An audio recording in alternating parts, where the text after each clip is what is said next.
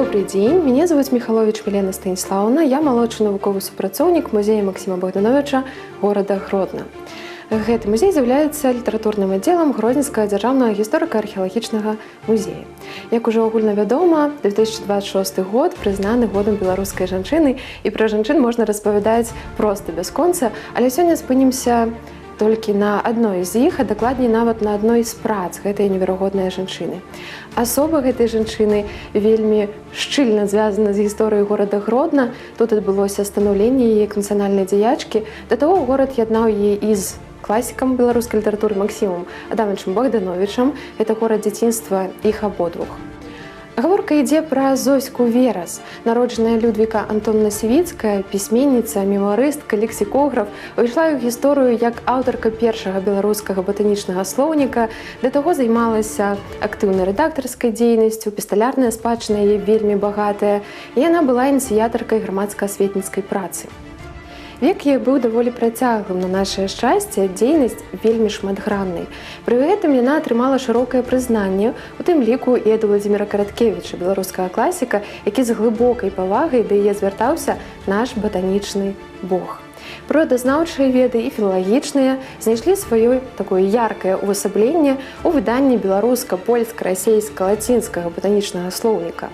Гэта праца стала першым вопытам фіксацыі беларускай народнай наменклатуры расліннага свету, увёўшы ў навуковы ўжытак больш за 400 назваў беларускіх тэрмінаў і заклаўшы падмурак развіццю айчыннай беларускай прыродазнаўчай лексікаграфіі. Як своеасаблівае сцвярджэнне месца беларускай мовы ў навуковым дыскурсе, гэты шматмоўны перакладны слоўнік выйшаў у 1924 годзе ў Вільні ў друкарні Беккера як выданне газеты «Голас беларуса».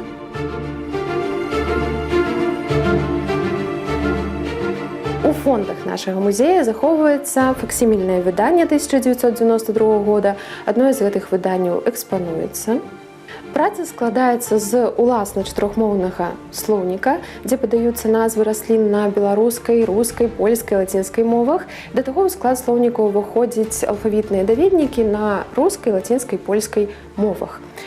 Занатавана ў слоўніку 424 беларускія назвы, якія адносяцца да 302 раслін.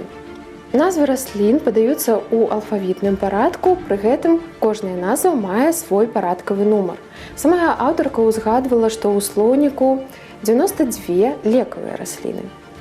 Асноўнай крыніцай для стварэння слоўніка стаў багаты ўласны матэрыял, сабраны на Гродзеншчыне яшчэ ў 1912-13 гадах у межах стварэння так званага батанічнага зельніка Людвікі Сівіцкай.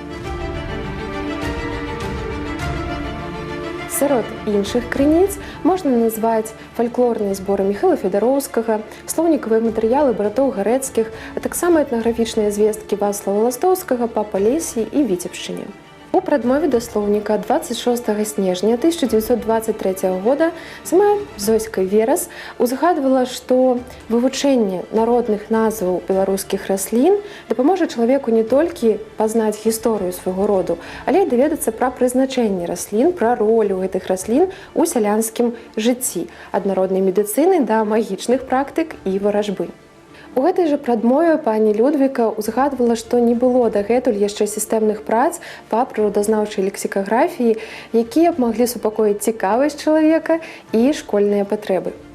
У ліставаннях Зоська Верас узгадвала, што ў яе асабіста захоўваецца адзін экземпляр, адзін зборнічак. Але тым не менш было зроблена некалькі ксеракопіяў, у тым ліку 3 ў Менску, 2 ў Вільні. І што цікава, першы зборнік, першую копію забраў сабе якраз Владзімір Караткевіч, названы раней. Ён гэтым слоўнікам актыўна карыстаўся і нават перапісаў яго ад рукі.